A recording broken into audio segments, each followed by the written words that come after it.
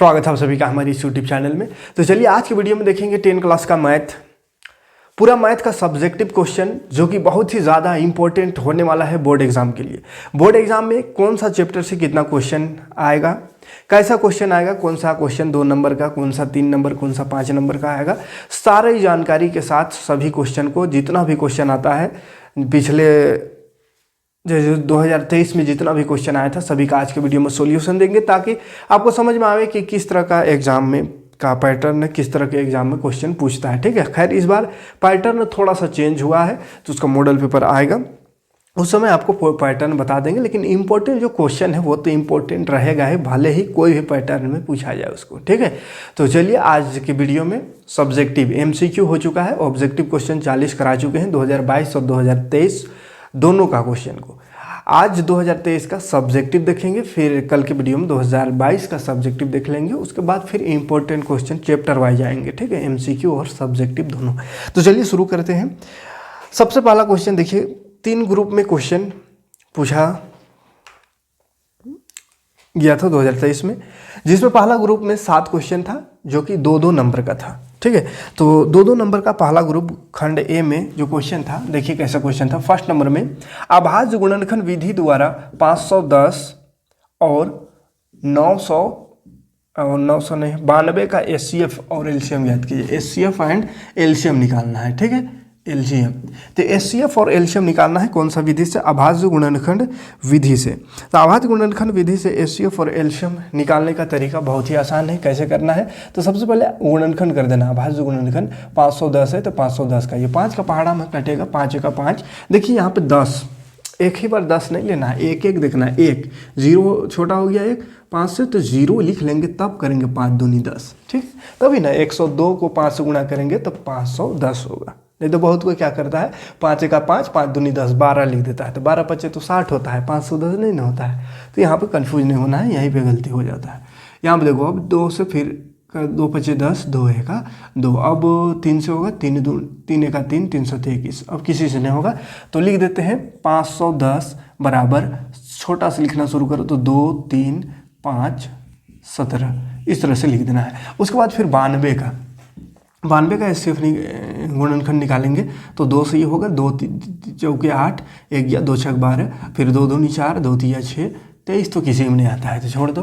तो 92 बराबर हो, 92 बराबर आगे देखिए 2 बार आया है ना, 2 कितना बार? 2 बार है तो इसको लिख देंगे 2 का स्क्वायर गुना 23 एक बार है तो 23। अब देखिए HCF निकालना है। HCF तो HCF कैसे निकलता है ध्यान रखिएगा, जो भी कॉमन है दोनों में, तो कॉमन दोनों में दिख रहा है ये दोनों है ना, 2 और कोई कॉमन नहीं है। यहाँ 23 है, 5 है, 7 है, 17 है, 3 है, कोई कॉमन नहीं है ऊपर नीचे। तो जो कॉमन रहेगा उसका कॉमन का सबसे छोटा पावर, जो भी नंबर कॉमन है उसका छोटा पावर HCF होता है। तो कॉमन है 2 और 2 का छोटा पावर, देखो पावर मतलब क्या, ऊपर में, तो यहाँ 2 का पावर 2 है, यहाँ 2 का पावर कुछ नहीं है, तो कुछ नहीं तो 1 है, तो छोटा पावर को लिखना है HCF में, तो 2 का पावर 1 यानी कि 2 हो गया आंसर।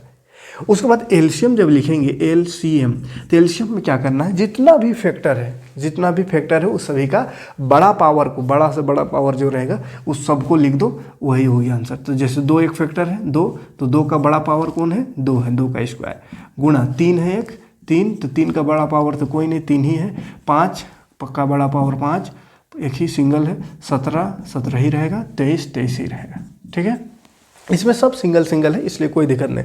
लेकिन कभी होता है ना कि ऊपर में भी 3 जगह 3-4 को आ गया, नीचे भी आ गया 5-6 को, है ना, तो उस समय याद रखना बड़ा पावर को लिखना है।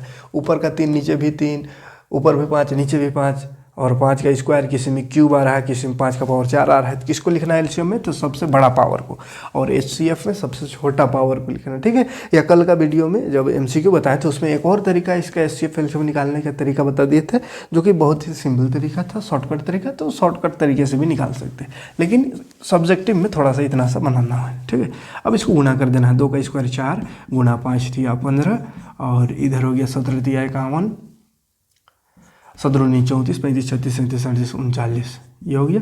फिर 15 चौके 60 और गुणा 391, गुना करने आता होगा, 6 का 6, 6 9 54, 6 3 18, 19 20 23 और एगो 0 है, तो 23 46 0 आंसर हो जाएगा इसका।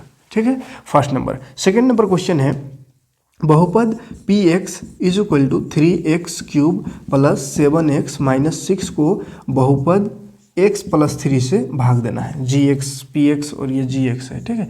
तो भाग देना है, भाग देने पर भागफल तथा शेषफल निकालना है, मतलब भाग देना कह रहा है, भागफल और शेषफल निकालना है भाग दे करके। तो x प्लस 3 से भाग देना है, तो देखो भाग देंगे x प्लस 3, यहाँ पे है 3x³ प्लस 7x माइनस 6। देखिए भाग जिसको भी नहीं आता है ध्यान से देखिएगा, क्लियर हो जाएगा एक ही क्वेश्चन में। भाग देना है ना, भागफल और शेषफल लिखना है, भागफल एंड शेषफल। तो चलिए भागते हैं, भागते मतलब भाग देते हैं।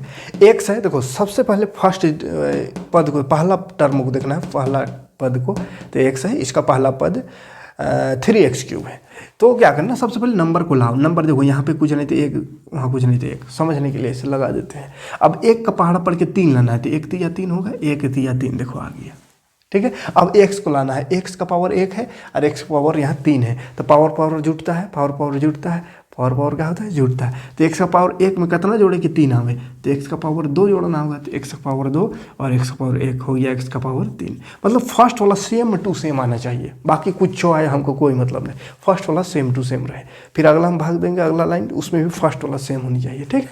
अब देखो इससे कर दिए, मतलब इसको इतना से भाग दे रहे हैं, तो इससे तो हो गया, लेकिन 3 जो है 3 से भी गुणा होगा। भाग मतलब क्या, गुणा ही ना करते हैं यहाँ, जैसे 4 है 7 8 5 इधर से कुछ भी है, तो जैसे या इधर है ऐसा 12 है, तो 12 6 72 अगर कर रहे हैं, तो 6 1 आध 6 खाली नहीं करेंगे, 6 दूनी 12, 6 दूनी 12, 6 1 आध 6 और 1 7, ऐसा मतलब इससे भी गुना होता है बोला। और ये दोनों का गुना हो रहा है, 12 6 72 यानी 12 गुना 6 है ना। तो वैसे ये और ये गुना होगा, तो x तो गुना कर दिए तो 3x³ हो गया। अब 3 बच गए, तो 3 से भी गुना करते, 3 3 9 और x² कितना हो जाएगा 9x²। तो 9x² लिख देंगे, बगल में प्लस है, यहाँ भी प्लस, तो प्लस प्लस प्लस 9x², ठीक है। हाँ अब देखो खत्म हो गया, 2 को था दोनों से गुणा हो गया। अब साइन बदल देना है, प्लस है तो माइनस, यहाँ भी कुछ नहीं तो प्लस है तो माइनस लगा दो। अब देखो 3x³ में 3x³ घटाएंगे, खत्म कहानी हो जाएगा इसका। अब ये तो इसके जैसा कोई नहीं है, लाइक को ही घटाते या जोड़ते हैं इतना तो मालूम होगा।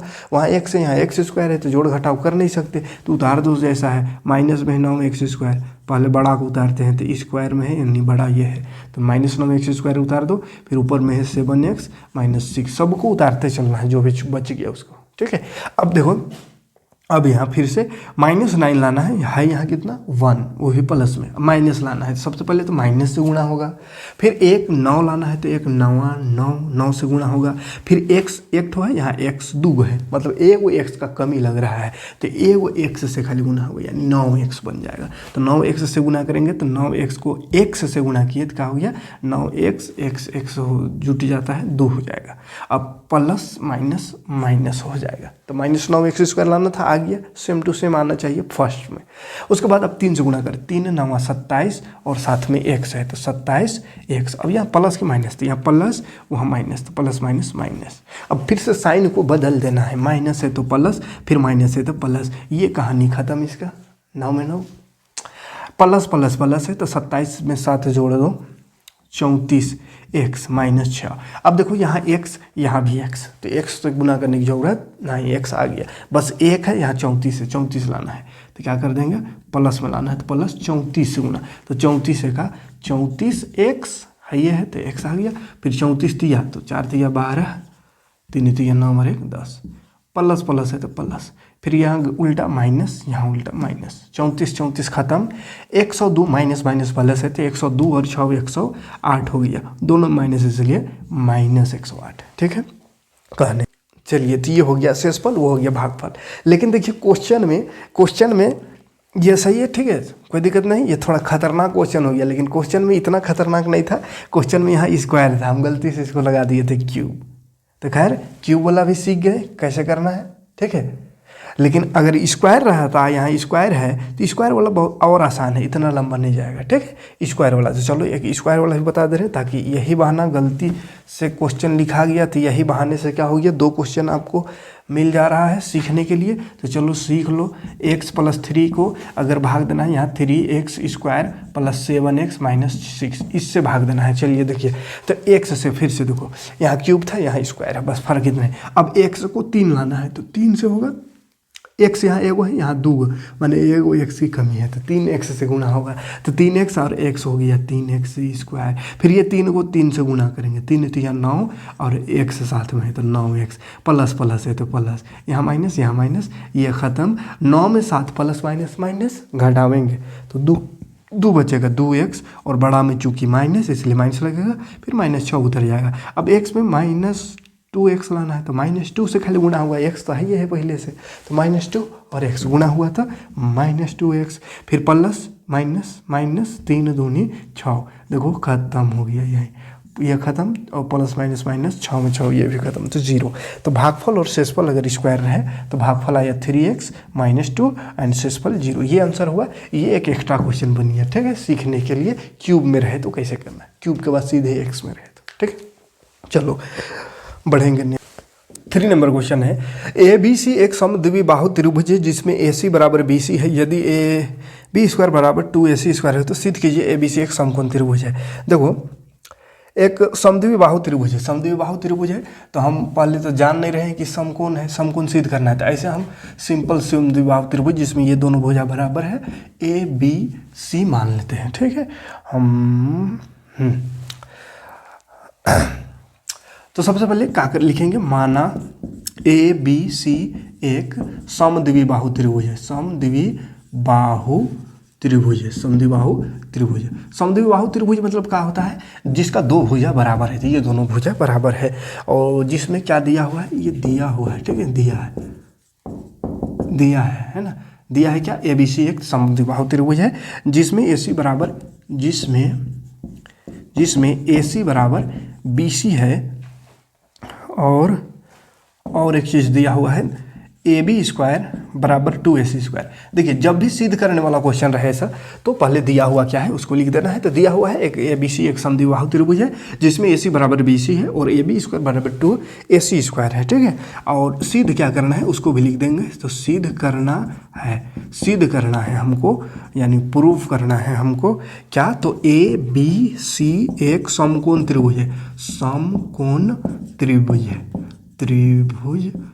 ये हमको सिद्ध करना है, समकोण त्रिभुज है। उसके बाद यहाँ प्रमाण लिखते हैं कि सिद्ध कर रहे हैं तो उसका क्या प्रमाण है। तो उसके लिए हम त्रिभुज ABC में जाएंगे, त्रिभुज ABC में, चलो त्रिभुज ABC में आएंगे और यहाँ से बनाना शुरू करते हैं। इतना सा जो चीज़ लिखे वो क्वेश्चन में दिया हुआ था, ठीक है। क्वेश्चन में जो दिया होगा उसको यहाँ लिख देना है, और क्वेश्चन में जो पूछेगा, जैसे इसमें पूछा है कि समकोण त्रिभुज है ये सिद्ध करो, तो लिख देंगे ABC एक समकोण त्रिभुज है, ये हमको सिद्ध करना है। प्रमाण लिख करके त्रिभुज में आते हैं, देखते हैं त्रिभुज ABC में। तो त्रिभुज ABC में एक चीज़ हमें दिखाई दे रहा है, AB² जो है, AB² बराबर 2AC², ये दिया हुआ है, ठीक है। तो इसको हम ऐसा लिख सकते हैं, AB² बराबर 2AC², माने AC² प्लस AC²। इसका मतलब AC² पर, चल हाँ 2 है, मतलब 2AC² मतलब AC 2 बार लिख देंगे इसको, ठीक है। तो AC² प्लस AC²। अब एक चीज़ और लिख सकते हैं, AB² बराबर, हम ऐसा नहीं लिख सकते हैं AC² प्लस AC की जगह हम AC की जगह हम BC लिख सकते हैं, BC²। क्यों, तो यहाँ लिख देंगे चूँकि AC और BC बराबर है, AC और BC बराबर है ना, AC BC बराबर है तो किसी को भी किसी की जगह लिख सकते हैं। यहाँ 2 AC दिया होता था, एगो AC की जगह हम AB² लिख दिए, क्या दिक्कत है, ठीक है। अब ये लिख दिए तो इसका मतलब क्या हो रहा है, अब ध्यान से देखो, AB² बराबर AC² प्लस BC² आ रहा था। ऐसा कब आता है, जब समकोण त्रिभुज है, समकोण त्रिभुज में ही 2 भुजाओं का योग, दो भुजाओं का योग तीसरे भुजा यानी कर्ण के बराबर आता है। कब, समकोण त्रिभुज में, पाइथागोरस परिमेय से। तो मतलब इससे समझ में आ गया, आप डायरेक्ट लिख सकते हैं कि ABC, अतः ABC एक समकोण त्रिभुज है, समकोण त्रिभुज। 2 नंबर का क्वेश्चन है, ज़्यादा नाथामारी नहीं करना है। वजह लिख सकते हैं पाइथागोरस परिमेय से, पाइथागोरस प्रमेय से।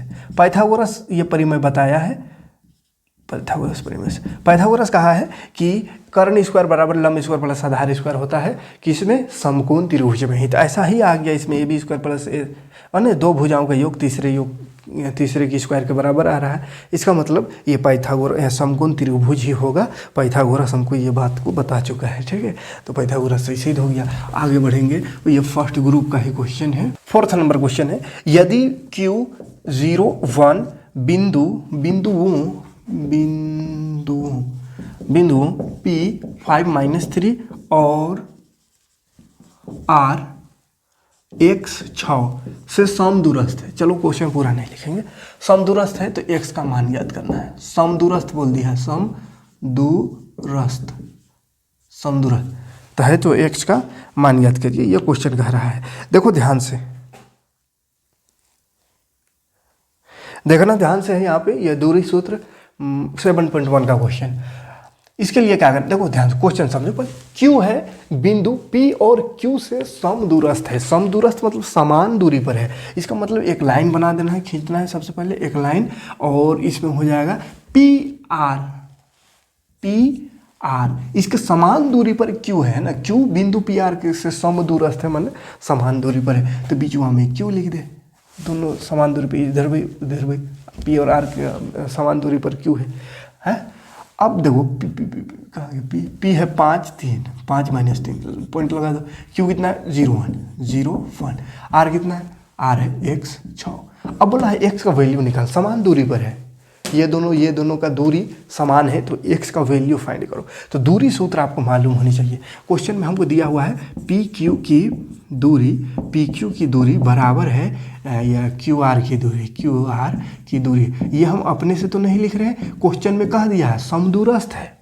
समदूरस्थ मतलब समदूरस्थ मतलब बराबर है, तो लगा दो PQ की दूरी बराबर QR की दूरी। और दूरी सूत्र हमको पता है क्या होता है, x2 - x1 का whole square plus y2 - y1 का होल स्क्वायर। ये फॉर्मूला होता है। तो QR की दूरी में भी वही ना फॉर्मूला लगेगा। फॉर्मूला तो चेंज नहीं होता है, चाहे किसी का भी दूरी निकाल।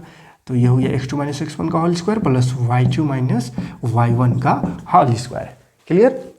अब देखो हमको ये दोनों PQ है, PQ तो PQ वाला पॉइंट को देखेंगे, यहाँ QR है तो QR को देखेंगे, ठीक है। मतलब इसको देखेंगे तो ये हो जाएगा x1 y1 एंड ये हो जाएगा x2 y2। अब जब इसको देखने आएंगे तो किसी को भी एक ठो को x1 y1 मान सकते हैं, ठीक है। तो चलो इसी को, क्योंकि ये x2 y2 लिख दिए हैं तो इसी को x1 y1 मानेंगे, इसको x2 y2, ठीक है। तो चलो आते हैं PQ माने यही दोनों को देखना, उसको अभी नहीं देखना। ये दोनों में देखो x2, अच्छा दोनों तरफ रूट है तो रूट दोनों तरफ है तो खत्म कहानी रूट का, ठीक है।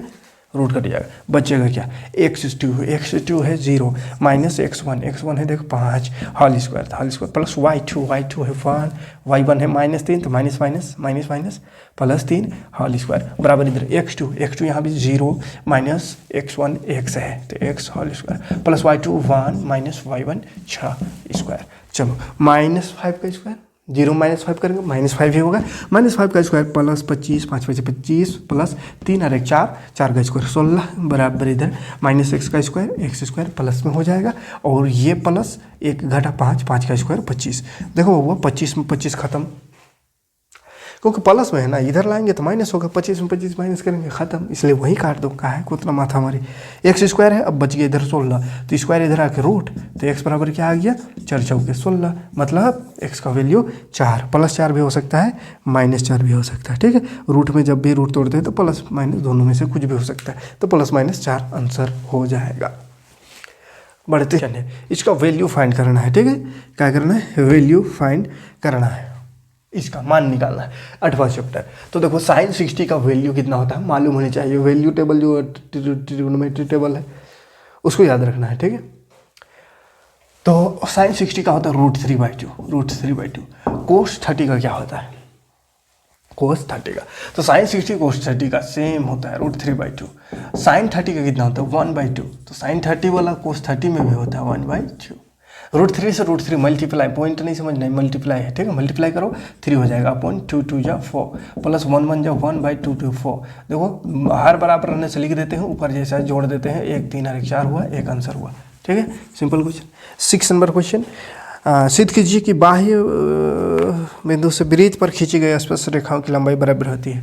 तो वृत्त वाला 10वां चैप्टर ये क्वेश्चन सिद्ध करना है कि एक वृत्त है, इसके बाह्य बिंदु पर 2 स्पर्श रेखा है, ये इधर एक स्पर्श रेखा बना देते हैं, एक इधर, इसका नाम लिख देते हैं ए, यहाँ केंद्र रहेगा, और इधर स्पर्श रेखा पर एक त्रिज्या बना देते हैं, इधर एक त्रिज्या बना देते हैं, एक ये लाइन को मिला देना है, ठीक है। तो स्पर्श रेखा ये पी क्यू, ये ओ, स्पर्श रेखा और त्रिज्या के बीच का एंगल 90 डिग्री होता है, याद रखिएगा, हमेशा 90 डिग्री होता है, ठीक है। तो ये 90 डिग्री, तो हमको दिया हुआ क्या है, तो एक बिंदु बाहर, उसमें 2 स्पर्श रेखा, ठीक है। तो इसको हम बढ़िया से लिख देंगे, क्या लिखेंगे, दिया हुआ है, दिया है ओ केंद्र वाले एक वृत्त के बाह्य बिंदु, ओ केंद्र वाले एक वृत्त के बाह्य बिंदु ए से 2 स्पर्श रेखा, 2 स्पर्श रेखाएं ए पी और ए क्यू खींची गई है, 2 स्पर्श रेखा खींची गई है ए पी और ए क्यू, ठीक है। अब देखो इसमें ये जो डॉट डॉट किए उसको दिया हुआ नहीं था, वो अपने हम बनाने के लिए ऐसे किए हैं, ठीक है। तो उसको रचना में लिखते हैं, रचना, या रचना से पहले सिद्ध क्या करना है उसको लिख देते हैं, सिद्ध करना है, सिद्ध करना बोला है, सिद्ध करना क्या, हाँ, सिद्ध करना है कि स्पर्श रेखा बराबर होता है, तो स्पर्श रेखा ए पी है और ए क्यू है, तो लिखेंगे ए पी बराबर ए क्यू, ये दोनों को बराबर सिद्ध करना है, ठीक है। अब रचना, जो अपने से छेड़छाड़ किए हैं उसको लिखना होगा रचना में, मतलब अपने से ये डॉट डॉट करके मिलाए हैं किसको, तो ओ पी ओ ए और ओ क्यू, है ना, लिखेंगे ओ पी ओ क्यू और ओ ए को मिला है। तो चलिए रचना में ओ पी ओ क्यू और ओ ए को मिला है लिख देना है, क्यों मिला है, ताकि ये 90 डिग्री बन जाए, वो 90 डिग्री बन जाए, 90 डिग्री हो जाए, ये बीच में इसलिए मिला है ताकि दोनों त्रिभुज बन जाए, त्रिभुज बन जाएगा तो ये दोनों समकोण त्रिभुज बन जाएगा, तो ये दोनों समकोण त्रिभुज को सर्वांगसम सिद्ध करेंगे, सर्वांगसम सिद्ध हो जाएगा तो बाई CP/CT लिख देंगे कि AP और AQ बराबर है, इतना ही करना है। तो रचना हो गया। अब प्रमाण, अब बनाना शुरू करते हैं, ठीक है, अब बनाना शुरू करते हैं, तो क्या बनाएंगे, तो AQO और APO दोनों क्या है, 90 डिग्री का त्रिभुज है, समकोण त्रिभुज है, 90 डिग्री है, तो लिखेंगे त्रिभुज, ऐसा लिखेंगे समकोण त्रिभुज, 90 है ना, तो समकोण त्रिभुज लिख दो, समकोण त्रिभुज APO और त्रिभुज AQO में, ये दोनों त्रिभुज में देखेंगे, तो ये दोनों त्रिभुज में क्या दिख रहा है हमको, एंगल APO, एंगल APO बराबर एंगल AQO, एंगल AQO बराबर 90 डिग्री। कहाँ से, तो प्रमेय 10.1 है। प्रमेय 10.1 कहता है कि कोई भी स्पर्श रेखा वृत्त पर खींची गई और उसका वो जो है स्पर्श रेखा वो त्रिज्या से 90 डिग्री का कोण बनाता है, तो यह स्पर्श रेखा त्रिज्या से 90 डिग्री, वो स्पर्श रेखा त्रिज्या से 90 डिग्री, तो 10.1 से ये 90 डिग्री कर दिया। अब जब ये दोनों 90 डिग्री आ गया तो इसमें और एक चीज़ देखो, OP OQ ये तो बराबर है, OP बराबर OQ, क्यों, तो दोनों त्रिज्या है, दोनों त्रिज्या है, वृत्त की त्रिज्या, दोनों त्रिज्या है तो बराबर ही होगा, जाहिर सी बात है, यहाँ त्रिज्या इधर, कहीं भी त्रिज्या खींचे तो बराबर होगा, एक वृत्त का सब त्रिज्या का होगा, बराबर ही ना होगा, तो बराबर। अब देखो OA दोनों त्रिभुज में, ऊपर वाला त्रिभुज में भी OA आ रहा है, नीचे वाला त्रिभुज में भी OA आ रहा है, तो OA उभयनिष्ठ, OA क्या है, उभयनिष्ठ है। अब देखो एगो 90 डिग्री, एगो उभयनिष्ठ कोण ना, ये उभयनिष्ठ, और ये 90 डिग्री है, तो इसका मतलब देखो ध्यान से, एक छोटा त्रिभुज बनाते हैं, यहाँ 90 डिग्री हो, तो 90 डिग्री का अपोजिट में जो एंगल रहता है वो क्या, कर्ण कहलाता है, कर्ण। और त्रिभुज में एक सर्वांग समता कसौटी पढ़े हैं RHS सर्वांग समता कसौटी। RHS सर्वांग समता कसौटी क्या कहता है? RHS सर्वांग समता कसौटी कहता है कि राइट एंगल में 90 डिग्री हाइपोटेनियस और एगो साइड बराबर हो, तो 90 डिग्री हाइपोटेनियस ये है बराबर है और एगो साइड भी बराबर है, तो दोनों त्रिभुज सर्वांग सम होता है। तो लिखेंगे RHS सर्वांग समता कसौटी से त्रिभुज APO सर्वांग सम त्रिभुज AQO सर्वांग सम हो गया। अब सर्वांग सम हो गया तो बाई CPCT CPCT से क्या जानते हैं? CPCT मतलब जो दो त्रिभुज सर्वांग सम है तो उसका सभी भाग एक दूसरे का बराबर होता है। तो ये AP और AP और AQ बराबर, यही हमको सिद्ध करना था। ठीक है, कोई दिक्कत नहीं। ये रहा 7 नंबर क्वेश्चन और फर्स्ट सेक्शन का लास्ट क्वेश्चन कह रहा है काजल एक सिक्के को एक बार उछालती है। चलो सिक्का को उछालती तो हेड या टेल आएगा, इसके अलावा कुछ आ नहीं सकता है। तो बोला निम्न को प्राप्त करने का प्रायिकता निकालना है। एक चीत आने का, चीत यानी हेड, और दूसरा प्रायिकता निकालना है एक पट आए उसका यानी टेल। समझो, देखो सिक्का उछालेंगे तो या तो हेड आएगा या टेल आएगा, तो कुल संभावना कितना हो गया? कुल संभावना 2 हो गया, एगो हेड एगो टेल। अब बोला पहला नंबर में चीत आया, उसका क्या प्रायिकता है? एक चीत। तो चीत आने का क्या, एक बार सिक्का उछाले तो चीत आने का संभावना 1 है, हेड एक एगो है, हेड एक है ना, हेड एक है, संभावना 1 नहीं, हेड एक चीत बने, हेड का एगो है, एक ठो है, यहाँ हेड एक ठो है। तो प्रायिकता हेड आने का, तो PH जिसका प्रायिकता निकालना है उसको ऊपर लिखते हैं, टोटल को नीचे। तो प्रायिकता निकालना हेड का, हेड एगो है तो एक ऊपर, टोटल कुल संभावना 2 है तो 2 नीचे हो गया आंसर। इसी तरह दूसरा पट बोला है यानी टेल, क्या है? एक गुना है। अब प्रायिकता निकालना है तो प्रायिकता टेल, क्या ठो प्रायिकता टेल है? एक, तो एक ऊपर, टोटल का एगो 2 नीचे आंसर। ठीक, तो ये रहा प्रायिकता का क्वेश्चन और पहला ग्रुप का क्वेश्चन इसी के साथ खत्म होता है। तो क्या है, फर्स्ट ग्रुप में 7 क्वेश्चन रहता है, 7 2 नंबर का क्वेश्चन। तो किस तरह का क्वेश्चन पूछा है आप ध्यान से देखे होंगे तो समझ में आया होगा किस किस चैप्टर से ये 2 नंबरी क्वेश्चन पूछता है। नेक्स्ट वीडियो में लेकर आवेंगे सेक्शन B यानी 3 मार्क्स का क्वेश्चन, कौन कौन चैप्टर से आता है। 7 क्वेश्चन 3 मार्क्स का कराएंगे, जिससे आइडिया लगे कि आपको किस किस चैप्टर में 3 मार्क्स के लिए तैयार करना है अपने आप को, और हम भी उस तरह से तैयारी कराएंगे। ठीक है, 40 तो अभी लगभग 40 दिन है, तो 40 दिन भी अभी अगर सीरियस हो जाएंगे आप सभी बच्चे, तो अभी भी अगर रेगुलर क्लास ले पाए, रेगुलर नहीं भी तो 30 क्लास भी अगर दे पाए तो आपको 99% लाने से कोई नहीं रोक सकता है। अगर आप पूरा क्लास करते चलिएगा तो आने वाला जो भी 30-35 क्लास होगा उसमें, क्योंकि बहुत ही बेहतरीन तरीके से अभी ये क्वेश्चन बैंक देख ले रहे हैं। 1-2 दिन में क्वेश्चन बैंक को ख़त्म करेंगे, उसके बाद फिर चैप्टर वाइज आपको बहुत इंपॉर्टेंट क्वेश्चन देते चलेंगे। अभी क्वेश्चन बैंक इसलिए दे रहे हैं ताकि आपको आइडिया लगे कैसा क्वेश्चन आता है, रियल क्वेश्चन, हमको भी आइडिया लगे कैसा क्वेश्चन आपको तैयारी करानी चाहिए। ठीक है, तो ज़्यादा से ज़्यादा कमेंट करें, ज़्यादा से ज़्यादा लाइक करें, ज़्यादा से ज़्यादा वीडियो को शेयर करें, ताकि हम अगला 30 से 35 क्लास आपके एग्ज़ाम को बेहतर बनाने के लिए उस तरह से तैयार करें। और मैथ में कम से कम उम्मीद करेंगे 100 में 100 कुछ बच्चों का तो ज़रूर आवे। ठीक है, और उम्मीद करेंगे कि जो भी पूरा क्लास अभी से भी करेगा तो वो मैथ में 99-100 यही आसपास रहेगा, बहुत कम तो 95, उससे कम नहीं आएगा अगर पूरा क्लास कर लीजिएगा। तो चलिए मिलते हैं नेक्स्ट वीडियो में। वीडियो को शेयर करिए और ज़्यादा से ज़्यादा लोगों को जोड़िए ताकि ज़्यादा से ज़्यादा क्लास ले पाए। और ऐसे अगर चलते रहेगा, रिस्पॉन्स सही नहीं आएगा तो फिर छोड़ भी सकते हैं बीच में, इसलिए अच्छा रिस्पॉन्स दीजिए ताकि हम अच्छा से आपका क्लास ले पाएँ। मिलते हैं नेक्स्ट वीडियो में। Thanks for watching. जय हिंद।